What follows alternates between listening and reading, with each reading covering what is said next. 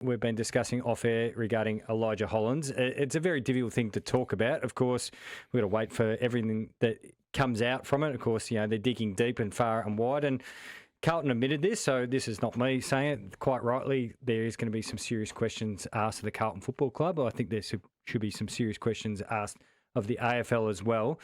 Just love to get your thoughts on it, not because you're a former Carlton man, but just a person who now works really well in the media. You watch a lot of footy. Your thoughts on the Elijah Hollands situation the other night? Yeah, there's a lot around it, to be honest, and I think everyone in the world's listening to rumour and innuendo. I think if you take that aside and we worry about Elijah's health and well-being, I think that's really important. But ultimately, it doesn't matter how many times I try and wrap this up in a different spot. I just feel like he's been really let down by Carlton and the AFL more broadly. It's as a kid that has had his struggles, he's been very open about his struggles. He took time off football, not too far off this time of the year last year.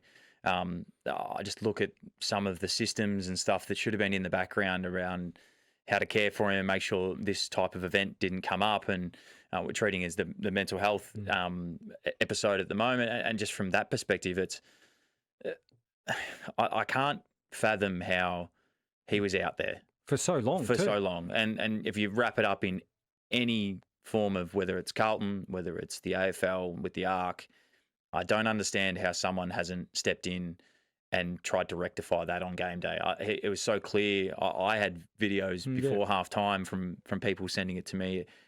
I can't fathom how someone hasn't either had the conversation with him, seen some of the vision, and asked him if he's okay, or pulled him off. And it's disappointing to see a young guy. He's only 23. He's a terrific kid. Obviously got his troubles in terms of mental health and his life off field. So I think the conversation has shifted in the right direction. I think it's gone less about him and his background and more into what should have happened on game day to protect this young guy. He'll own his behaviours, and he's already started to do that. The Herald Sun is reporting that he's going to go through all the testing that needs to be done, to rule out certain things, which, as you mentioned, there's a lot of innuendo around about it.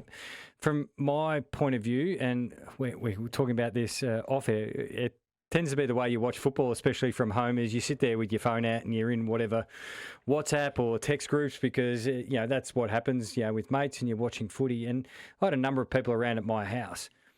And the one incident that jumped out to us in particular, well, the first one that we really noticed, and there was more before it, but the one that jumped out to us was, I think he was trying to almost piggyback Dan Houston and Dan, flicked him off. And then he sort of did this weird backward roll across the ground and then ran off. And it went from we've seen plenty of players from opposition and, who you don't support, look at that goose. But it was actually a feeling, that kid isn't right. Like there's something, and as a dad, it made me really worried and concerned that, hang on, this kid isn't right. He's in front of 80,000+. There's a couple of million at home, and everybody's got a camera phone, and there's social media. It's live. It's up to date. And back to your point, when you step outside the car, no matter what ground, by the time you walk into the change rooms, you see teammates, you see physios, you see trainers, you see doctors, you see football staff. There might even be board members floating around. There is tens and tens of people that you see in the build-up to the game. Yeah, and ultimately, it's another unique situation. It's not like these, like the mental health stuff is new or like they didn't know. Like this has been a pretty well-known thing, and ultimately, some of this stuff should have been built out off the back of last year about where he ended up last year and he had to step away from footy. I just can't fathom how someone hasn't, or who's someone's responsibility to make sure that he was okay or check in.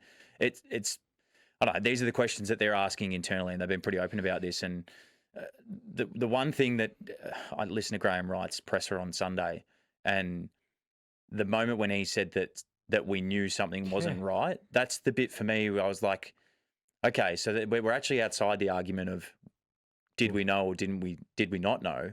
You knew something wasn't right, and then you start asking questions like, okay, so why didn't anyone actually do anything about it? So I think, from the AFL's perspective and the questions they're asking, I think Laura Kane's heading up the investigation into it. I think ultimately, us as the media, public, football club fans, family of Elijah, I think everyone just needs to find out the full details before everyone passes judgment. But I think it's the right thing to do in terms of make sure that we're getting to the bottom of exactly what happened and where the failures were in the background, so that ultimately we never want to see this happen ever again, but ultimately to find out what actually happened internally. 133 693 is our number, and I just advise you just to be a little bit mindful with your point of view on this one, because we're still trying to find out the facts. And another bit on it is this wasn't young, inexperienced people in key leadership roles for Carlton. Michael Voss, very experienced. Graham Wright, incredibly experienced. Chris Davies, the football manager, incredibly well experienced. All really respectful people. Plus, you had the people on the bench. And the reason why I highlight the AFL too is we've got an arc. It's for exactly this. For watches the game. So much so that when Essendon played the Gold Coast, it was Edwards, the forward, copped a knock. He got cleared by the doctors, and the AFL actually then intervened and said, you need to remove him from the ground because we don't think he looks right. Yeah, and this is the widespread question about all of it, isn't it? And what do all those people do sitting in the middle of the benches, all those AFL match day officials? Are they just getting the best seats in the house? Yeah, and I think this is highlighting that there's been systematic failures around from AFL and Carlton's perspective, that this has been allowed to happen. He's had a mental health episode. Yep. He clearly didn't look right. There's enough people in the stands and on the TV that were able to see it, but yet the most important governing bodies that should be looking after this kid didn't. And that's the hard lesson. And I think that's what, as I said before, it's the right to investigate how that happened and how he was out there for as long as he did. I think the stats were about 84% to three-quarter time. It's not like they pulled him early, he came off at the last quarter, then he's playing 9 minutes. It's hard to watch. I think he's a terrific kid, and I know he's going through his battles, but it's hard to watch as an ex-teammate, let alone a media person external. It's I hope he's going really well, and I hope he gets the treatment or whatever he needs. It actually made us all forget the fact that it was Nick Dacos' 100th game, which was incredible in itself. We had a shot after the siren from young Byrne, who unfortunately missed, and he'll be better for it. And then the fact that, Collingwood players got around him. There were so many other talking points, and Doc, you can turn your earphones off. Carlton gave up another lead, of course, and lost as well. So we were not even talking about the game. This is how big this moment was, and lots of people are calling in. And let's get to Jeff. Good morning, Jeff. Good morning. Oh, good afternoon or evening. Good evening. Good evening. So that's a mistake from me, Jeff, from last week doing Brekkie Radio. Good evening. Yes, thanks, Carl. Good evening, Jeff. No problem. Listen, I'm going to use an alias because there's some legalities involved here. Yep. I myself went through something in a workplace where I had told my manager that I wasn't feeling very well, and I was running major projects for a particular university. That manager turned around and said, well, the ramifications if you pulled out, which I took as a threat, and I did say that to him, but being proud, I persisted. Well, the extra 2 weeks that I persisted, I hit the wall and had to live with that for the rest of my life.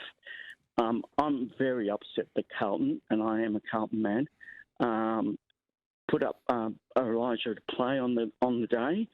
Clearly, surely, someone would have known, even the change rooms, the pre-game warm-ups, he was kicking for goals or going on the boundary, whatever else. This man was set up, dare I say, and unintentionally maybe, but for failure, for sure.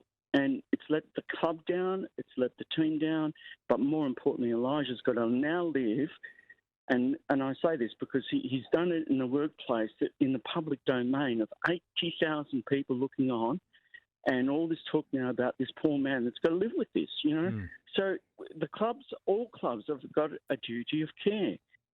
Yeah, very well said, Jeff, and we appreciate your time and your thoughts. Let's get to Tony. Good evening, Tony.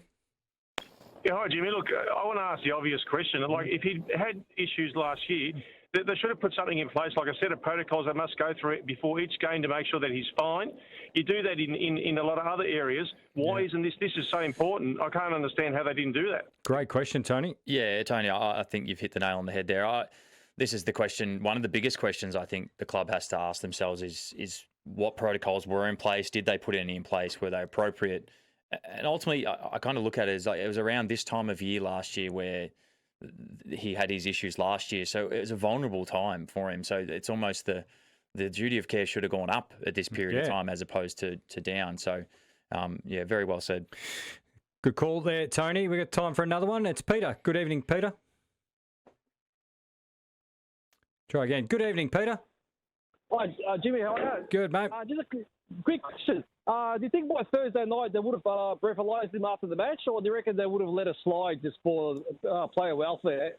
And, if they did breathalyze him, do you think they will tell the public if he was over or under?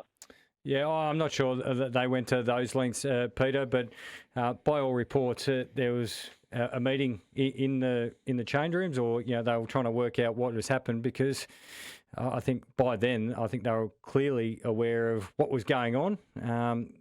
Definitely the feedback would have been coming pretty rapidly down to the Carlton change rooms, Peter. So I'm not going to speculate what they did and didn't do in the change rooms, because we don't have that information, but probably more of that will come out in due course.